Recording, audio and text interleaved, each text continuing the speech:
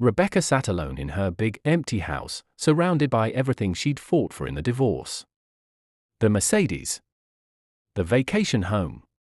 The expensive furniture. She'd won it all. So why did it feel like she'd lost everything that mattered? If you're enjoying this story, please like, subscribe, and share it with someone who needs to hear it. Now, let's dive in. The silence was the worst part.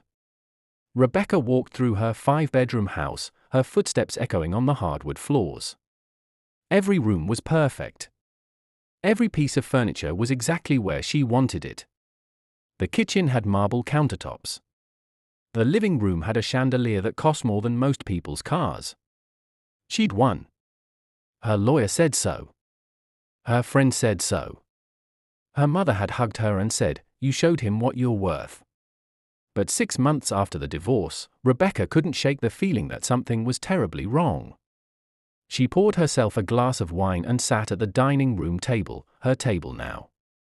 She'd fought hard for this table. It was real mahogany, beautiful and expensive. Why did it feel so cold? Rebecca thought back to the day she decided to leave David. It wasn't because he cheated. It wasn't because he was cruel. It was something quieter. Something that had been building for years. They'd been married for 18 years. David was a middle school art teacher. He came home every day with paint on his hands and stories about his students. He drove an old car. He shopped at thrift stores. He was happy with just enough. And Rebecca wanted more. She'd built a career in marketing. She wore designer clothes. She went to expensive restaurants and company galas. Her college friends had married doctors and lawyers and business owners. And she'd married a teacher who got excited about children's finger paintings. One Tuesday night, David came home and asked, "How was your day?" It was the same question he always asked. Simple. Kind. And something inside Rebecca broke. She looked at him, really looked at him, and thought, "This is it. This is all my life will ever be." 2 weeks later, she asked for a divorce. David didn't fight her. He didn't argue about the house or the cars or the money. He just signed the papers, packed his things, and moved into a small apartment across town. His calmness had made her angry. "Why won't you fight for us?" She'd wanted to scream. "Why don't you care?" But David had simply hugged her goodbye and said, "I hope you find what you're looking for, Rebecca. I really do." At the time, she thought he was being weak. Now, she was starting to think he knew something she didn't. The first warning sign came at her company party. Rebecca wore a new dress, emerald green, expensive, perfect.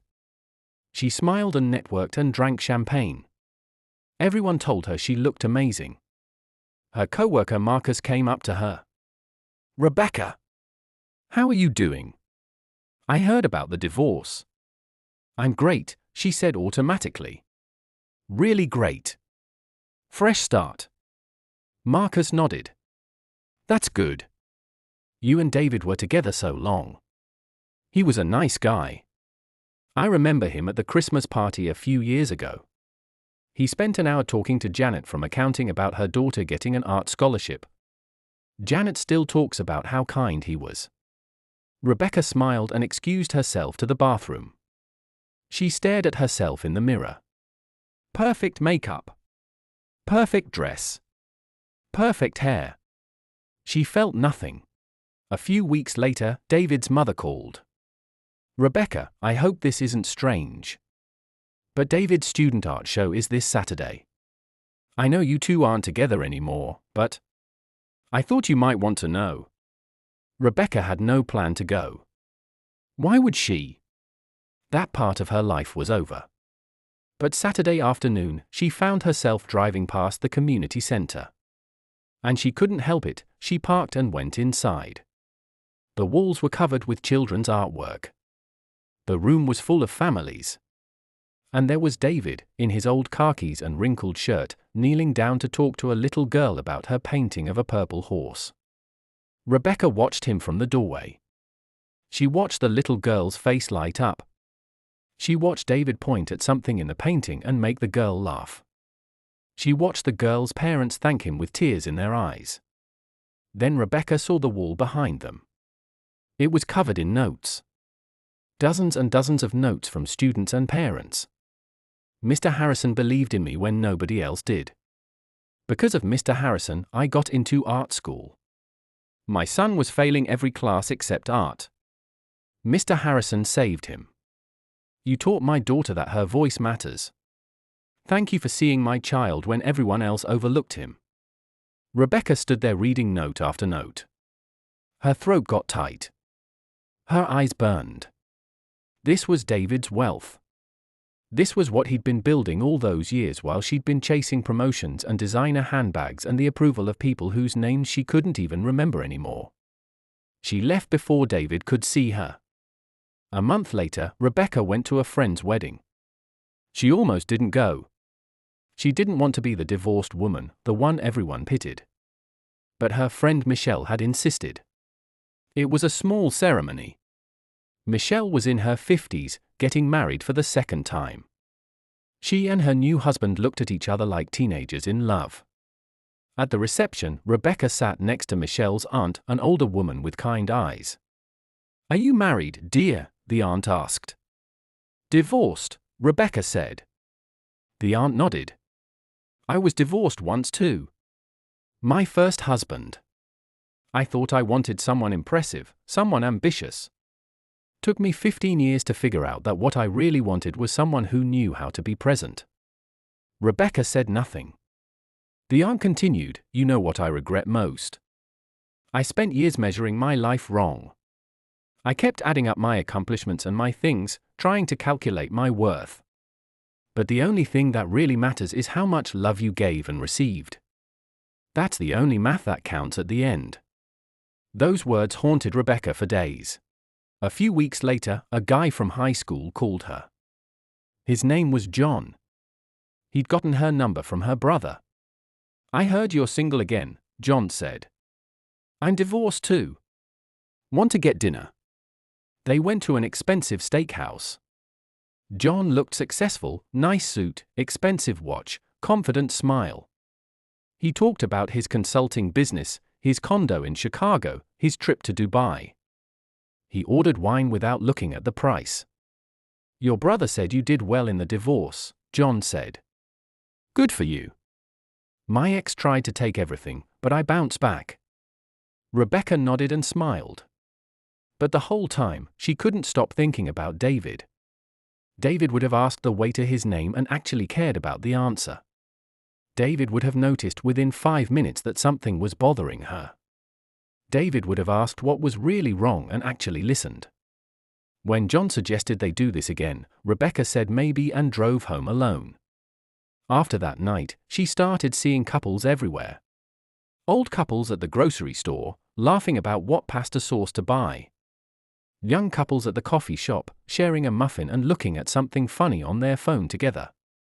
Middle-aged couples walking their dog in the park, not even talking, just comfortable together. And Rebecca realized she had none of that. She had a house full of expensive things and nobody to share them with. She'd won the divorce and lost everything that mattered. The dreams started then. In the dreams, Rebecca was in her house, her big, beautiful house, but the rooms kept going on forever.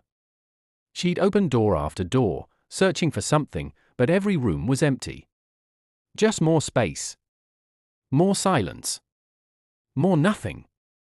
She'd wake up with her heart racing, and the first thought was always the same: I made a terrible mistake. It took Rebecca 3 months to get the courage to drive to David's apartment. She practiced what she'd say. She'd tell him she was wrong. She'd admit she'd been chasing the wrong things.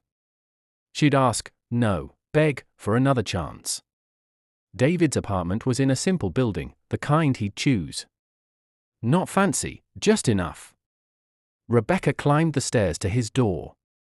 She raised her hand to knock. And she heard laughter. A woman's laughter, bright and real. Then David's voice, saying something Rebecca couldn't hear. More laughter. Rebecca's hand froze in the air. She stood there, listening to the sounds of happiness coming from inside that small apartment. Sounds she used to hear years ago, before she decided it wasn't enough. Slowly, she lowered her hand. She walked back to her car. She sat in the driver's seat for 20 minutes before she could make herself drive away. The worst part, the part that kept her awake at night, the part that made her chest physically hurt, was knowing that David had been right all along. He'd tried to tell her, in his quiet way. When she'd complained about their old furniture, he'd said, "But we've had such good conversations around that table." When she'd wanted a bigger house, he'd asked, "Who are we trying to impress?" When she'd said he lacked ambition, he'd said gently, "I'm already doing what I love." Isn't that the point? She'd thought he was settling. She'd thought he didn't want enough. Now she understood, David had already figured out the secret. Success without connection is just expensive loneliness. A big house means nothing if it's empty. Winning means nothing if you're alone. Rebecca had gotten everything in the divorce. The house. The car. The furniture. The money. Everything except what actually mattered. Now, a year after the divorce, Rebecca sits at her mahogany table in her big, silent house. She has everything she thought she wanted. And she's never felt more alone. She thinks about David in his small apartment, probably grading art projects or planning his next lesson. Maybe cooking dinner with someone who appreciates his kindness. Someone who understands that a rich life isn't about having the biggest house or the newest car. A rich life is about having someone to come home to. Someone who asks about your day and actually cares. Someone who makes you laugh. Someone who's just there.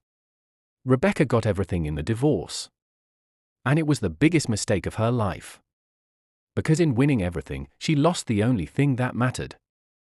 She lost David. She lost love. She lost home.